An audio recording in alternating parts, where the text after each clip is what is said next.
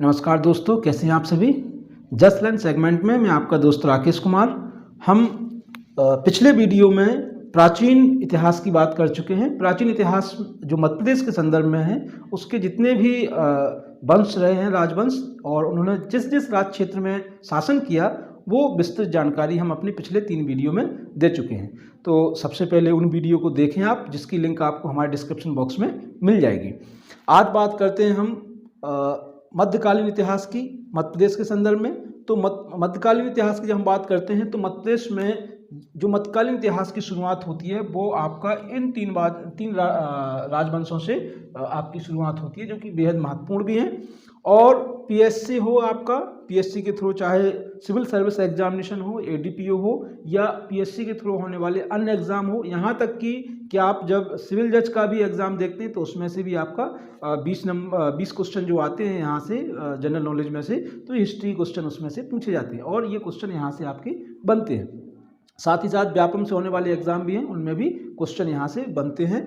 तो मध्य भारत जो जब मध्यकालीन इतिहास की बात करते हैं तो वो इतिहास आपका कन्नौज में जब हर्ष का शासन था, और हर्ष के अंत होने के बाद में कन्नौज के लिए जब संघर्ष बढ़ा, तो वहाँ से आपका मध्यकालीन इतिहास प्रारंभ हो जाता है। तो इसी संदर्भ में, इसी सब्सिक्वेंट में हम सबसे पहले बात कर लेते हैं कलचुरी वंश की।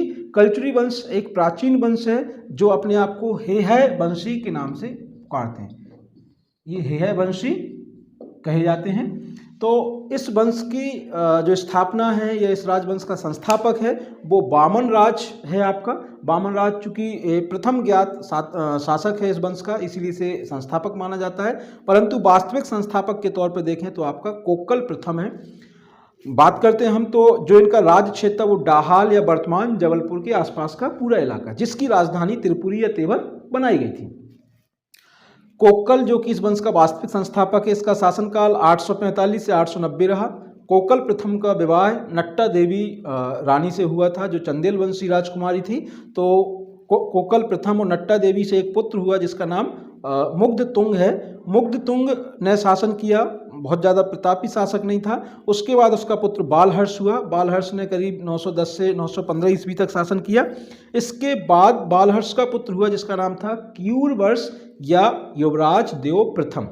युवराज देव प्रथम 915 से 945 ईस्वी तक शासन करता रहा, और इसका शासन कलचुरी वंश के लिए सबसे महत्वपूर्ण काल माना जाता है, क्योंकि इसने कलचुरी वंश का जो एक उत्थान है वो अपने शासनकाल के दौरान किया था। इसके संबंध में जानकारी बिलहरी अभिलेख से प्राप्त होती है। बिलहरी अभिलेख इसके संबंध में जानकारी देता है। इसके दरबार में एक महत्वपूर्ण योग्य व्यक्ति और विद्वान जिसका नाम था राजशेखर। राजशेखर ने इनके दरबार की शोभा बढ़ाई, और राजशेखर को हम जैसे जानते हैं कि इनके द्वारा कई ग्रंथों को लिखा गया है। बाल रामायण हो गया है आपका, कर्पूरी मंजरी हो गई आपकी, कई सारे ग्रंथ राजशेखर के द्वारा लिखे गए। क्वेश्चन आपका यहीं से अराइज होना है कि राजशेखर किसके दरबार में था। क्वेश्चन आपका क्या अराइज होगा? क्वेश्चन ये अराइज होगा कि राजशेखर किसके दरबार में था। तो राजशेखर जो है आपका क्यूरवर्ष या युवराज देव प्रथम के दरबार में था। ये आपका क्वेश्चन बनेगा, यहाँ से आएगा। इस प्रकार से हम देखते हैं कि जो राजशेखर है, राजशेखर की एक अन्य जानकारी हमको प्राप्त होती है कि इसने भेड़ाघाट के पास में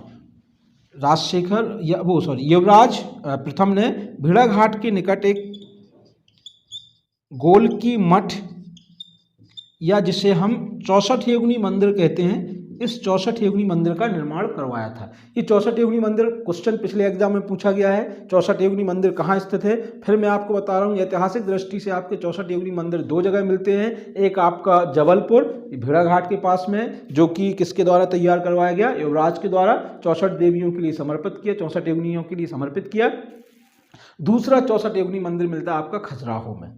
तो इस प्रकार से ये क्वेश्चन आपका महत्वपूर्ण हो जाता है 64 योगिनी मंदिर का, या गोलकी मठ, चूंकि ये गोलाकार बना हुआ था इसलिए इसे गोलकी मठ भी कहते हैं, या फिर इसने 64 योगिनियों को समर्पित किया था इसलिए इसे 64 योगिनी मंदिर के नाम से भी जाना जाता है। ये एक महत्वपूर्ण चीज़ आपकी इसमें हो जाती है। दूसरी अगर हम बात करें इसमें इसका क्यूर वंश का या युवराज द्वितीय प्रथम का। तो युवराज प्रथम का विवाह हुआ था नौहला देवी से। इसकी पत्नी का नाम नौहला देवी था, क्यूर वंश युवराज प्रथम की। तो इसकी पत्नी जो है आपका चालुक्य वंशीय राजकुमारी थी। नौहला देवी ने नोहटा के निकट, नोहटा जो कि कहाँ था आपका, दमोह जिला में, नोहटा में एक मंदिर बनवाया जिसका नाम है नोहलेश्वर महादेव मंदिर। ये प्राचीन मंदिर है और महत्वपूर्ण भी। आपका ये क्वेश्चन भी आपका बनता है, नोहटा का नोहलेश्वर मंदिर की निर्माता या उसका निर्माण किसने करवाया, तो वो आपका कौन है, नौहला देवी, जो कि युवराज प्रथम की पत्नी थी। इसके बाद हम बात करते हैं कि युवराज का एक मंत्री था जिसका नाम था गोलक, मंत्री का नाम गोलक मिलता है। इस गोलक का एक अभिलेख प्राप्त हुआ है बांधवगढ़ से। बांधवगढ़ यानी आपका जो बाद में बघेलों का शासन वो क्षेत्र बना, राज क्षेत्र बना, तो बांधवगढ़ से गोलक का जो है उल्लेख मिलता है। इसका एक और विद्वान मंत्री था, दूसरे का नाम था भक्त मिश्र। ये भी आपका क्वेश्चन बनता है, भक्त मिश्रा या भक्त मिश्र जो है किसके शासन काल में या किसका मंत्री था, तो ये किसका मंत्री था, युवराज प्रथम का या युवराज देव प्रथम का मंत्री था। युवराज प्रथम के बाद उसका पुत्र लक्ष्मण राज शासक हुआ। लक्ष्मण राज के संबंध में जानकारी हमें कालीतलाई के एक लेख से प्राप्त होती है। कालीतलाई जो कि आपका कटनी की मुडवारा तहसील के अंतर्गत है। इसके अनुसार लक्ष्मण राज ने पांड्य नरेश के ऊपर आक्रमण किया। दूसरी जानकारी हमको प्राप्त होती है कि लक्ष्मण राज ने उड़ीसा पर आक्रमण कर वहां से एक रत्न स्वर्ण जड़ित नाग मूर्ति प्राप्त की और सोमनाथ मंदिर को समर्पित कर दी। लक्ष्मण राज के बाद में उसका जो है एक और उससे इसकी जानकारी ज्ञात होती है बिलहरी से, कि बिलहरी का जो मठ था उस बिलहरी के मठ को लक्ष्मण राज ने मत्त मयूर शाखा के शैव गुरु को समर्पित कर दिया था। क्वेश्चन आपका यही है कि कटनी में, या ये क्वेश्चन आपका बनेगा कालीतलाई कहाँ पर है, कौन से जिले में है, कटनी में आता है, बहुत महत्वपूर्ण चीज़ है आपका। दूसरा है रत्न जड़ित मूर्ति प्राप्त करने वाला मध्य प्रदेश से संबंधित शासक जिसने सोमनाथ को समर्पित की, यहाँ से भी क्वेश्चन बन सकता है आपका। तो इस प्रकार से लक्ष्मण राज से दो चीज़ें हो जाती हैं, ये याद रखना महत्वपूर्ण हो जाता है। लक्ष्मण राज के दो पुत्र हुए, एक शंकरगढ़ और दूसरा युवराज द्वितीय। शंकरगढ़ जो है इसने भी शासन किया और युवराज जो देव द्वितीय था उसने भी शासन किया, दोनों ने क्रमशः शासन किया, पर महत्वपूर्ण युवराज सेकंड था। युवराज सेकंड जो है एक योग्य शासक था। युवराज द्वितीय ने 980 से 990 तक शासन किया। युवराज के संबंध में एक कहा जाता है कि मालवा का शासक मुंज ने युवराज सेकंड को पराजित किया था। मुंज ने युवराज द्वितीय को पराजित किया, इस प्रकार से जानकारी प्राप्त होती है। और दूसरी बात ये होती है कि युवराज द्वितीय के बाद उसका पुत्र कोकल सेकंड गद्दी पर बैठा। कौन सा बैठा, कोकल सेकंड या कोकल द्वितीय। ये 1990 से 1015 तक शासक रहा कोकल द्वितीय का पुत्र हुआ गांगेदेव। तो गांगेदेव ने भी एक महत्वपूर्ण भूमिका अदा की अपने शासन को या अपने राजवंश को उसका उत्थान करने में। इसके बारे में हम चर्चा करते हैं। गांगेदेव जो कोकल द्वितीय का पुत्र है, जिसका जो समय है काल है वो 1015 से 1041 ईस्वी। आप इस समय देख सकते हैं कि यहाँ पर एक समांतर शासक था जिसका शासन चल रहा था, जिससे हम बोलते हैं राजा भोज। ये राजा भोज जो है गांगेदेव द्वितीय के, वो गांगेदेव जो कल्चरी शासक है उन्हीं के समांतर हैं। तो एक कहावत सुनी होगी आपने, कहाँ राजा भोज कहाँ गंगू तेली। ये जो गंगू तेली वाली कहावत है ये राजा भोज और गांगेदेव के संदर्भ में ही है। ये प्रसिद्ध इतिहासकार वर्तमान समय में डॉक्टर राजेंद्र प्रसाद सिंह ने इसके ऊपर रिसर्च किया, बात लाए वो। गांगेदेव जो है, गांगेदेव की सबसे बड़ी उपलब्धि ये थी कि उसने अपने आप में एक विक्रमादित्य की उपाधि धारण की थी। गांगेदेव ने अपने आप को जो है विक्रमादित्य का विरुद्ध धारण किया। गांगेदेव विक्रमादित्य का विरुद्ध धारण करने के बाद इसने जो है एक लक्ष्मी छाप, हम कह सकते हैं कि सोने के सिक्के चलाए। लक्ष्मी छाप सोने के सिक्के, ये बहुत महत्वपूर्ण चीज़ है कि लक्ष्मी छाप सोने के सिक्के चलाने वाला मध्य प्रदेश का कौन शासक था। इसका उल्लेख भी मिलता है, इसके सिक्के भी प्राप्त हुए हैं, तो ये क्वेश्चन आपका यहाँ से बन जाता है, पहली बात। दूसरी चीज है, राजा भोज और गांगेय के बीच में युद्ध हुआ तो पहले राजा भोज ने गांगेय को पराजित कर दिया था, और यहीं से कहावत चल निकली थी, कहाँ राजा भोज कहाँ गंगू तेली। दूसरी बात ये होगी आपका। नेक्स्ट हम बात करते हैं कि जो है अल-बरूनी, जो कि प्रसिद्ध इतिहासकार है, भारत आया। अल-बरूनी ने अपने भारत का जो यात्रा विवरण है, जिसे भौगोलिक विवरण के नाम से भी जाना जाता है, उस भौगोलिक विवरण में गांगेय को डाहाल का शासक कहा है। तो गांगेय के ऐतिहासिक साक्ष्य, गांगेय से आपके 3 क्वेश्चन बेहद महत्वपूर्ण हो जाते हैं कि गांगेय किसके समांतर था या किसके समकालीन था। वो है आपका मालवा का परमार शासक राजा भोज। दूसरी बात है कि किस शासक ने लक्ष्मी छाप सोने के सिक्के चलाए या सोने के सिक्के चलाए, वो भी आपका कलचुरी शासक गांगेय है। नेक्स्ट अगर हम बात करते हैं कि अल-बरूनी ने किस शासक को डाहाल का शासक कहा, तो वो आपका गांगेय है, उसका उल्लेख उसने अपने भौगोलिक विवरण में दिया हुआ है। गांगेय ने जो है प्रयागराज को अपनी दूसरी राजधानी बना दी। ये एक बहुत महत्वपूर्ण तथ्य है। एक तेवर उनकी राजधानी थी आपकी, दूसरी राजधानी उसने क्या बनाया, प्रयागराज को बनाया। तो गांगेय के संबंध में ये जो जानकारी है इसको अपडेट कर लें, क्योंकि यहाँ से क्वेश्चन बनने की संभावना प्रबल दिखती है। अब इसके बाद हम बात करते हैं, गांगेय का पुत्र लक्ष्मीकर्ण हुआ। लक्ष्मीकर्ण या दूसरा नाम इनका कर्णदेव भी मिलता है। कर्णदेव का शासनकाल 1041 ईस्वी से लेकर 1072 ईस्वी तक रहा। कर्णदेव का विवाह हुणवंशीय राजकुमारी अवल्ला देवी के साथ में हुआ था। कर्णदेव ने बनारस में एक 12 खंडीय मंदिर का निर्माण कराया, जिसको कर्णमेरु के नाम से जाना जाता है। इस मंदिर को क्या कहते हैं, कर्णमेरु। ये शंकर जी के लिए समर्पित मंदिर है, बनारस में निर्मित करवाया। इसका नाम क्या मिलता है, कर्णमेरु मिलता है। कर्णमेरु ने मंदिर जो है, आपका क्वेश्चन बन जाएगा, यहाँ से आ जाएगा। दूसरी बात है कि कर्णदेव ने जो है जबलपुर के नज़दीक ही एक नगरी बसाई। वर्तमान में जबलपुर में उसे कर्णबेल कहा जाता है। वर्तमान में कहाँ पर, जबलपुर के नज़दीक, जबलपुर से लगभग 6 मील दूर पर आपका कर्णबेल नामक एक बस्ती है, उसको कर्णावती नगरी के तौर पे कर्णदेव ने बसाया था। नेक्स्ट अगर हम बात करें इसकी, तो अमरकंटक के जो मंदिर हैं, अमरकंटक के मंदिरों का निर्माण भी कर्णदेव के द्वारा करवाया गया है। ये भी एक महत्वपूर्ण बात हो जाती है आपका। तो कर्णदेव की अगर हम बात करें सबसे पहले, तो बात ये करते हैं इसका शासनकाल 1041 ईस्वी से लेकर 1072 ईस्वी तक। इसका जो विवाह है हुणवंशीय राजकुमारी अवल्ला देवी के साथ में हुआ था। इसने बनारस में कर्णमेरु नामक एक 12 खंडीय मंदिर का निर्माण करवाया।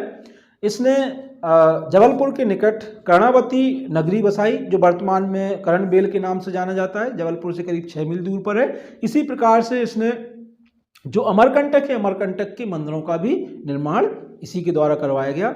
इसके बाद ये जीवित अवस्था में ही अपनी राजगद्दी छोड़ गया और अपने पुत्र यशकर्ण, लक्ष्मीकर्ण या कर्णदेव के बाद में इसका पुत्र आया जिसका नाम था यशकर्ण को गद्दी सौंप गया और अपनी 100 रानियों के साथ प्रयागराज चला गया। तो प्रयागराज चला गया 100 रानी, एक बहुत बड़ी बात है। 100 रानियाँ बहुत मतलब समझ सकते हैं कैसे जो है 100 रानियाँ होंगी और फिर संतान एक जो है यशकर्ण। तो इस प्रकार से यशकर्ण की हम बात करते हैं। तो यशकर्ण के बाद आपका गयकर्ण शासक हुआ। यशकर्ण और गयकर्ण ये 2 शासक हुए। यशकर्ण बना, इसके बाद गयकर्ण बना। इसके बाद में आपका हम देखते हैं कि जो प्रबंध चिंतामणि में जो है गयकर्ण के संबंध में जानकारी प्राप्त होती है। प्रबंध चिंतामणि के अनुसार एक समय गयकर्ण जो है हाथी पर सवारी कर रहे थे और वो जब सवारी कर रहे थे वो शायद निद्रालीन हो गए। और निद्रालीन होना कितना भयानक उनके लिए जो है साबित हुआ, ये इस बात से समझा सकता है कि उनका एक जो हीरो का हार था जो गले में पहन रखा था वो किसी वृक्ष की डाल में फंस गया और फंस गया। गयकर्ण जो है उस हीरे का जब हार फंसा उसमें तो घुट करके मृत्यु हो गई। मतलब समझना कितना आलसी शासक हो सकता है कि जो है हाथी की सवारी चली, हालांकि शाही सवारी है, इसमें कोई शक वाली बात नहीं। जैसे आज वर्तमान में आप जो है किसी SUV गाड़ी में बैठते हैं तो डेफिनेटली आपको नींद आई जाएगी, AC चल रहा है ना, सस्पेंशन वाली गाड़ी है। तो वैसी हाथी की सवारी भी थी, पर उनकी मृत्यु प्रबंध चिंतामणि के अनुसार कि जो है गयकर्ण जिस हाथी की सवारी पर थे उस समय उनका जो है गले का हार डाल में फंसा और उसकी घुटन की वजह से मृत्यु हो गई। तो गयकर्ण के बाद में उनका पुत्र नरसिंह जो है गद्दी पर बैठता है। नरसिंह का शासनकाल 1153 से लेकर 63 तक रहा। नरसिंह है ना, तो नरसिंह का विशेष महत्व नहीं है। हम एक चीज़ और पाते हैं कि भेड़ाघाट शिलालेख के अनुसार जो एक अल्हड़ देवी जो थी राजकुमारी नरसिंह की पत्नी, तो अल्हड़ देवी ने बैद्यनाथ मंदिर का निर्माण करवाया। ये महत्वपूर्ण ये चीज हो जाती है आपका, अल्हड़ देवी बैद्यनाथ मंदिर, कौन सा मंदिर? बैद्यनाथ का मंदिर का निर्माण करवाया। ये आपको जानकारी कहाँ से मिलती है? भेड़ाघाट शिलालेख से जानकारी प्राप्त होती है कि कलचुरी रानी अल्हड़ देवी ने भेड़ाघाट शिलालेख के अनुसार बैद्यनाथ मंदिर का निर्माण करवाया। ये भी एक महत्वपूर्ण जानकारी हो जाती है, क्वेश्चन यहाँ से बन जाता है। नरसिंह के बाद उसका भाई जिसका नाम जयसिंह था वो गद्दी पर बैठता है। जयसिंह ने अपनी दूसरी पत्नी कौशल देवी के नाम पर कौशलपुर नामक गांव बसाया। ये महत्वपूर्ण तथ्य यहीं पर यही है और इसके अलावा कुछ भी नहीं। इसके बाद जयसिंह के बाद उसका जो है पुत्र विजय सिंह गद्दी पर बैठा। विजय सिंह के बाद कलचुरियों का अंत सा होने लगा, ये अंतिम शासक था। इसके बाद जो है विजय सिंह के संबंध में ये भी जानकारी प्राप्त नहीं होती इसका शासन कब से कब तक रहा, क्योंकि इस समय तक जो है आप देखेंगे यहाँ पर जब हम तेवर की बात करते हैं या त्रिपुरी की बात करते हैं, यहाँ पर आपका जो है जैजाग भुक्ति लगा हुआ है, यानी चंदेलों का राज लगा है। तो इस प्रकार से हम देखते हैं कि चंदेलों ने, यहाँ परमारों ने, चंदेलों ने और साथ में आपका जो टाहाल में गोण थे उन गोणों ने भी आंतरिक अशांति फैला दी और इस प्रकार से धीमे धीमे कलचुरी राजवंश का खात्मा हो गया। 1300 के बाद में इसका कोई उल्लेख नहीं मिलता है। 1300 तक ये सामूहतः चंदेलों के सामंत के रूप में काम करते रहे, पर उसके बाद इनकी कोई जानकारी प्राप्त नहीं होती है। तो इस प्रकार से आपका ये चंदेल वो कलचुरी वंश हो गया। मैं फिर एक बार इसे रिपीट कर दे रहा हूँ, कलचुरी वंश में से हमें कुछ महत्वपूर्ण फैक्ट देखना है। पहली बात, गांगदेव और राजा परमार जो भोज था, परमार राजा भोज का युद्ध हुआ, इसमें राजा भोज ने पहले पराजित कर दिया, है ना। इसके बाद हम देखते हैं कि गांगदेव ने जो है लक्ष्मी छाप सोने के सिक्के निर्मित करवाए, चलवाए, महत्वपूर्ण हो जाता है। गांगदेव ने अपनी राजधानी किसको बनाया? प्रयागराज को बनाया था। दूसरी राजधानी एक त्रिपुरी या तेवर थी। इसी प्रकार से हम लक्ष्मीकर्ण या कर्णदेव के बारे में बात करेंगे तो उनके ही महत्वपूर्ण तथ्य जो हैं वो याद रखने हैं, क्योंकि हिस्ट्री में जो है आपका क्वेश्चन खास करके जब हम बात करते थे यहाँ से, तो यहाँ से आपके क्वेश्चन बन जाते हैं, आते हैं। और चाहे आप व्यापम के कोई भी एग्जाम को उठा के देखें, चाहे पीएससी के द्वारा होने वाले कोई भी एग्जाम को उठा के देखें, या सिविल जज भी एवं देखें, आपको वहाँ भी ये मिल जाएगा। इस प्रकार से ये हो गया। दूसरी बात करते हैं हम चंदेल राजवंश की। मध्य प्रदेश में हम कलचुरियों के बाद चंदेलों की बात करते हैं। चंदेल जब वंश की बात करते हैं तो इसका ऐतिहासिक संस्थापक शासक नन्नुक है, 7वीं 8वीं शताब्दी में जिन्होंने इस वंश की स्थापना की। नन्नुक या चंदेल प्रारंभ में जो कन्नौज का शासक था या कन्नौजिया थे, उनके सामंत के तौर पे काम कर रहे थे और अपना राज शासन चला रहे थे।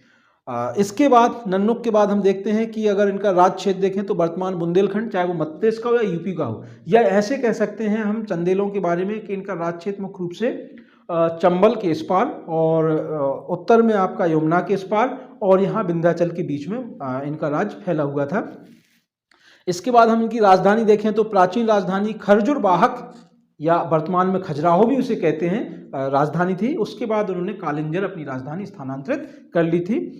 इसके बाद हम बात करते हैं शासकों में। नन्नुक के बाद में उसका पुत्र बागपति शासक हुआ। बागपति के बारे में दो चीज़ें कही जाती हैं, इनको अभिलेखों में क्षितिजपाल कहा गया है। और मैं भाई बात कर रहा हूँ इसकी कि ये जो वंश है, चंदेल वंश है, ये मेरी क्षेत्र का है तो थोड़ा सा अच्छा लगता है पढ़ाने में। क्षितिजपाल इनको जो कहा गया, क्षितिजपाल के अलावा अभिलेखों में इन्हें जो है आनंद श्रीमान के नाम से भी जाना गया है। आनंद श्रीमान भी इन्हें कहा जाता है और जनानंद सुंदर श्रीमान भी कहा जाता है। बहुत अच्छे अच्छे नाम रखे हैं। बुंदेलखंडी एक भाषा भी अपने आप में बहुत प्यारी होती है और वो जो है इस प्रकार से उनका संबोधन ही बहुत अच्छा रहता है।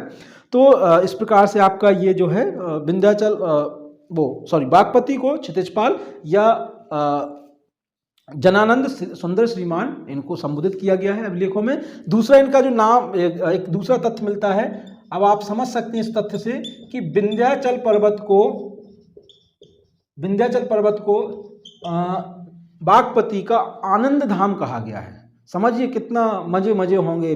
आनंद धाम का मतलब होता है जहाँ पर हम पहुँच करके सारे सुख दुख युद्ध लड़ाइयाँ सब भूल चुके, वो जो है विंध्याचल पर्वत बागपति का आनंद धाम कहा गया। ये क्वेश्चन आपका बनेगा और बनता है, मतलब वैसे भी पिछले कुछ एग्जामों में नहीं तो, पर मैं 1998-99 की जब बात करता हूँ पुराने पेपर उठा के देखेंगे, और खास करके जो मेंस है उसमें ये क्वेश्चन आपका आया हुआ है। तो ये हो गया। बागपति के बाद दो पुत्र हुए बागपति के, एक का नाम था जय शक्ति, दूसरे का नाम था विजय शक्ति। जय शक्ति का दूसरा नाम मिलता है जेजाक और विजय शक्ति का दूसरा नाम मिलता है विज्जक। तो बागपति के बाद जब जय शक्ति सिंहासन रूढ़ हुए तो उन्हीं के नाम पर, जेजाक के नाम पर चंदेलों के शासन को जेजाक भुक्ति कहा जाने लगा। जेजाक भुक्ति ये प्राचीन नाम है, क्वेश्चन आपका ये प्रीलिम्स में आया, रिसेंटली क्वेश्चन है आपका, जेजाक भुक्ति किसका राज्य क्षेत्र है? तो जेजाक भुक्ति या जेजाक भुक्ति किस क्षेत्र का प्राचीन नाम मिलता है? वर्तमान में जो बुंदेलखंड है या खजुराहो आप कह सकते हैं, इसका नाम क्या मिलता है? जेजाक भुक्ति के नाम से जाना जाता है। जेजाक ये हो गए। इसके बाद में जो है विजय शक्ति हुए कुछ समय तक के लिए शासक। विजय शक्ति के बाद में इनका पुत्र जो है राहिल गद्दी पर बैठे।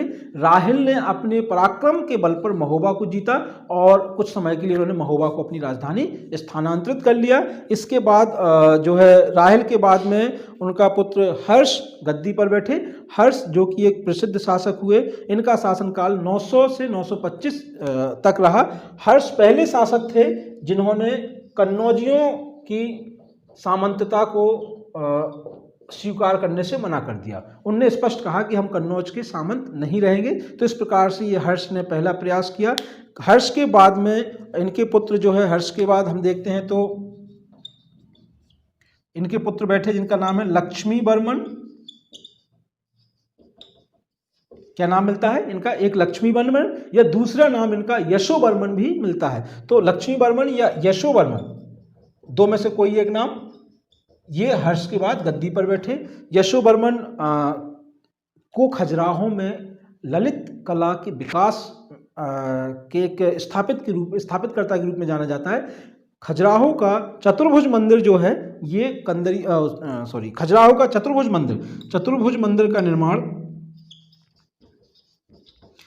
मंदिर के निर्माण इन्हीं के द्वारा किया गया है। तो प्रारंभ जो है यहीं से हुआ। खजुराहो के जो विश्व प्रसिद्ध मंदिर हैं, वर्ल्ड हेरिटेज प्लेस है आपका, उसका स्थापित करता अगर शुरुआत से देखें तो यशो वर्मन से उसका उल्लेख मिलता है। तो इस प्रकार से ये खजुराहो का मंदिर इनके द्वारा बनवाया गया। यशो वर्मन ने दूसरा आपका कंदरिया महादेव के बाजू में ही आपका एक तालाब बना हुआ है जिसे शिव सागर के नाम से जानते हैं। वो शिव सागर का तालाब भी यशो वर्मन के द्वारा निर्मित करवाया गया है। यशो वर्मन के बाद उनका पुत्र धंग गद्दी पर बैठे। धंग एक बेहद योग्य व्यक्ति थे। इनका शासनकाल 954 से लेके 1002 ईस्वी तक रहा। 954 से लेके 1002 तक। धंग जो है हिंदू शाही शासक जयपाल के समकालीन थे। तो जब यहाँ पर सुबुक्तगीन ने आक्रमण किया था, उस समय पर धंग ने हिंदू शाही शासक जयपाल के लिए सुबुक्तगीन के विरुद्ध मदद भेजी थी। और इस प्रकार से हम देखते हैं कि उन्होंने जयपाल को बाकायदा एक सहायता देकर के हिंदू शाही जो राज्य था उसको बचाने का प्रयास किया था। इसके बाद देखते हैं हम कि धंग ने पाल शासकों के विरुद्ध भी जो है युद्ध किया और उसको विजित भी किया, जीता भी। महोबा के शिलालेख से एक जानकारी प्राप्त होती है कि धंग ने अपने पराक्रम के बल पर हम्बीर की बराबरी कर ली। ध्यान रखना इसका, हम्बीर। महोबा विलेख में क्या लिखा है? महोबा विलेख कहता है कि धंग ने अपने पराक्रम के बल पर हम्बीर की बराबरी कर ली। संभवतः हम्बीर जो है सुबुक्तगीन को कहा गया होगा, संभवतः ऐसा इतिहासकार मानते हैं, या फिर सुबुक्तगीन के पुत्र महमूद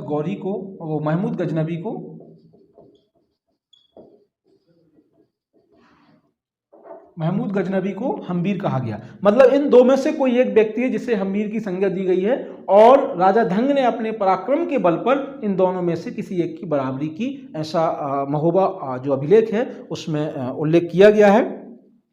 इसके साथ हम देखते हैं कि धंग ने कंदरिया महादेव जो कि खजुराहो का प्रसिद्ध शिवलिंग मंदिर है कंदरिया महादेव का निर्माण किया। तो अब क्वेश्चन यहाँ पे दो अराइज हो गए आपके, एक चतुर्भुज मंदिर का निर्माता कौन, दूसरा कंदरिया महादेव मंदिर का निर्माता कौन। तो ध्यान रखना कि जो चतुर्भुज मंदिर का निर्माता वो यशोवर्मन है, कंदरिया महादेव मंदिर का निर्माता कौन हो गया आपका, राजा धंग हो गया, चंदेल शासक धंग हो गया। ये दोनों क्वेश्चन हो गए। एक मूल रूप से आपका आता है खजुराहो के मंदिरों का निर्माण किसने किया, तो वो तो सबको पता है कि चंदेल ने खजुराहो के मंदिरों का निर्माण करवाया। ठीक है, तो दो बातें यहाँ पर अभी ये महत्वपूर्ण है नोट करने वाली बात, कि एक आपका जो है चतुर्भुज मंदिर, दूसरा आपका कंदरिया महादेव मंदिर, विश्व प्रसिद्ध है, वर्ल्ड हेरिटेज में शामिल है आपका। ठीक, इसके बाद हम बात करते हैं राजा धंग की। तो धंग ने जो है 100 वर्ष की आयु में, बहुत होता है लंबी उम्र, 100 वर्ष है ना, 100 वर्ष की आयु में जो है प्रयागराज में जो आपका संगम है गंगा और सरस्वती का, वहाँ पर जाकर के समाधि ले ली, और इस प्रकार से राजा धंग का अंत हो गया। तो धंग के बाद उनके पुत्र गंड जो है चंदेल शासक हुए। इनका शासनकाल 1002 से लेकर के 1019 ईस्वी तक जो इनका समय रहा। तो इस प्रकार से इस शासनकाल के दौरान इन्होंने अपनी योग्यता पराक्रम का परिचय दिया। जिस प्रकार से उनके पिता ने यानी धंग ने हिंदू शाही शासक जयपाल की मदद की थी, उसी प्रकार से राजा गंड ने हिंदू शाही शासक जो था महमूद गजनवी के विरुद्ध राजा गंड ने और हिंदू शाही शासक आनंदपाल को सहायता भेजी।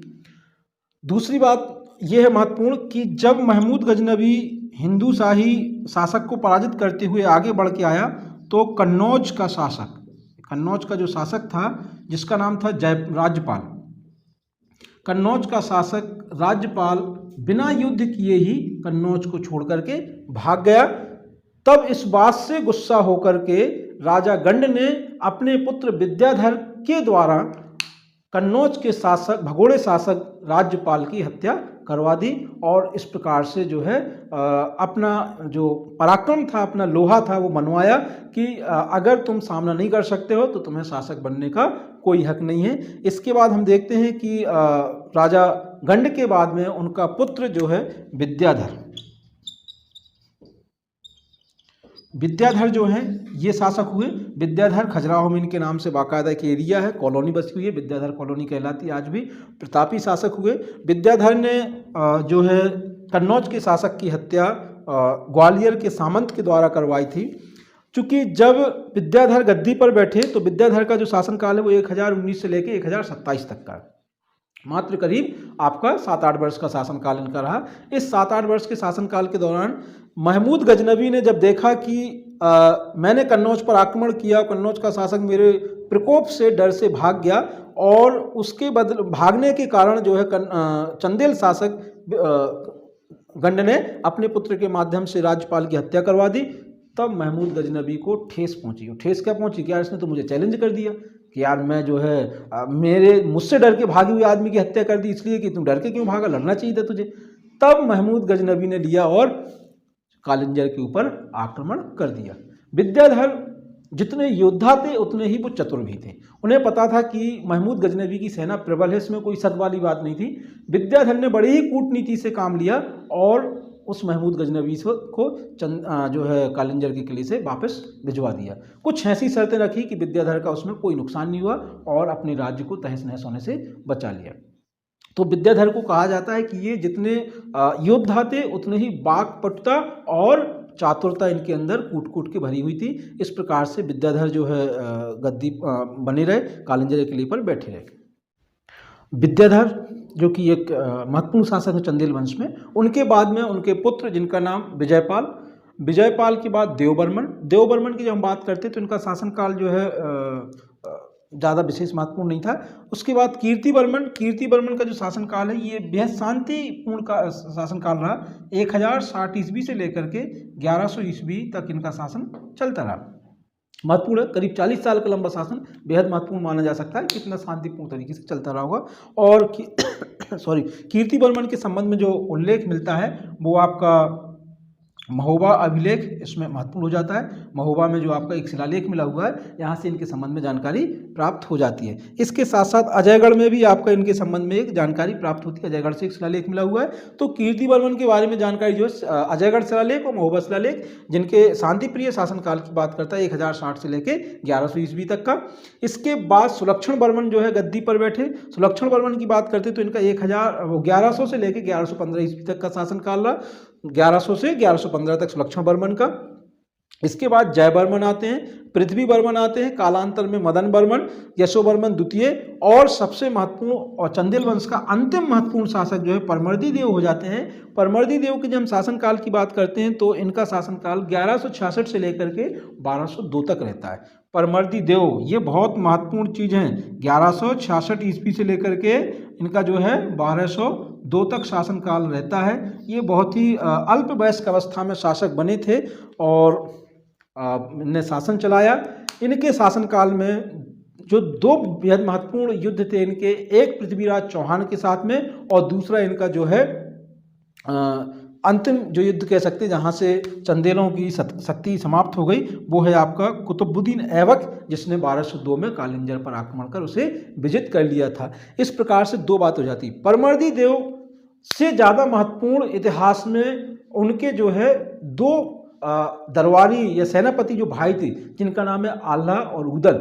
ये इनकी किंवदंतियां बुंदेलखंड में बहुत ज़्यादा प्रचलन में है। आला खंड की बात करते हैं, वो आला खंड कहलाता है। इस आला खंड का जो लेखक हैं वो है जगनिक। ये महत्वपूर्ण आपका क्वेश्चन आ चुका है, पीएससी में क्वेश्चन आ चुका है। आला खंड के रचयिता कौन है? जगनिक। क्या नाम मिलता है उनका? जगनिक ने आला खंड, या इसे जगनिक रासो के नाम से भी जाना जाता है। जगनिक रासो या आला खंड कहा जाता है। इस आला खंड में परमर्दी देव या उनके जो सेनापति थे दोनों भाई आला और उदल, उनकी 52 गढ़ों की लड़ाइयों के बारे में उल्लेख किया गया। कितने गढ़? 52, 52, मतलब 52 लड़ाइयाँ उन्होंने लड़ी हैं, जिनमें कईयों में वो हारे भी हैं, जीते भी हैं। और बुंदेलखंडियों के बारे में कहा जाता है कि उन्हें छल करना भी आता, ईमानदारी करनी भी आती, सब कुछ आता है। इसी प्रकार से उसमें भी ये उल्लेख मिलता है। तो बहुत प्रसिद्ध जो है आपका कथानक है एक प्रकार का आलाखंड, जो पूरे बुंदेलखंड में बरसात के समय में हर घर में और हर मोहल्ले में गाया जाता है। वीर रस से भरा हुआ है। तो परमर्दी देव की जब हम बात करते हैं तो ये इनका जो है पृथ्वीराज चौहान के साथ में जो युद्ध हुआ, इस पृथ्वीराज चौहान के साथ जब युद्ध हुआ तो पृथ्वीराज चौहान, मतलब ये 1182 के युद्ध में पृथ्वीराज चौहान ने चंदेलों को पराजित कर दिया। और जब चंदेलों को पराजित कर दिया तो उसके बाद लेकिन जैसे ही संभलने का मौका मिला, फिर पुनः परमर्दी देव और आला उदल ने अपने खोए हुए राज्य को प्राप्त कर लिया। इसके बाद जब पृथ्वीराज चौहान मोहम्मद गौरी के युद्ध में उलझ रहा था, तो उस समय पर चंदेलों ने पुनः अपनी शक्ति को प्राप्त किया और वो सारे राज्य छीन लिए। इसके बाद 1202 में पृथ्वीराज मोहम्मद गौरी 1202 में मोहम्मद गौरी का सेनापति कुतुबुद्दीन ऐबक ने जो है कालिंजर के ऊपर आक्रमण किया और उसको विजित करके चंदेल शक्ति को छीन कर दिया। तो इस प्रकार से चंदेलों का ये अंतिम शासक था। परमर्दी देव के बाद त्रिलोक वर्मन का जो शासनकाल है वो 1206 से 1250 ईस्वी तक माना जाता है। दोस्तों, तो त्रिलोक वर्मन के बाद में हम बुंदेलखंड की बात करेंगे तो एक नया राजवंश खंगार के बाद बुंदेलों की बात करेंगे। हम मालवा के परमार राजवंश की बात करेंगे। हम गुर्जर प्रतिहार राजवंश की बात करेंगे। इसके बाद जो है मालवा के ऊपर मुख्य रूप से जो मुस्लिम आक्रमण हुए उन सब की बात करेंगे नेक्स्ट वीडियो में। और जो इसके पहले के 3 वीडियो हैं वो हमारे एंशिएंट हिस्ट्री से संबंधित हैं, तो उनका जो लिंक है डिस्क्रिप्शन बॉक्स में आपको दे दी गई है। आप पहले उन 3 वीडियो को देख लें, इसको भी देखें और ज़्यादा से ज़्यादा मात्रा में देखें इसको। जो छोटे छोटे फैक्ट भी हैं वो क्वेश्चन आपके बन जाते हैं, महत्वपूर्ण हो जाते हैं, इसलिए वीडियो को गंभीरतापूर्वक देखें और जो नोट करने के लायक चीज़ें उसको नोट अवश्य करें ताकि परीक्षा में आपके काम आ सके। वीडियो को अधिक से अधिक लाइक करें, शेयर करें, सब्सक्राइब करें, बेल आइकन का बटन जरूर दबाएं। Thank you.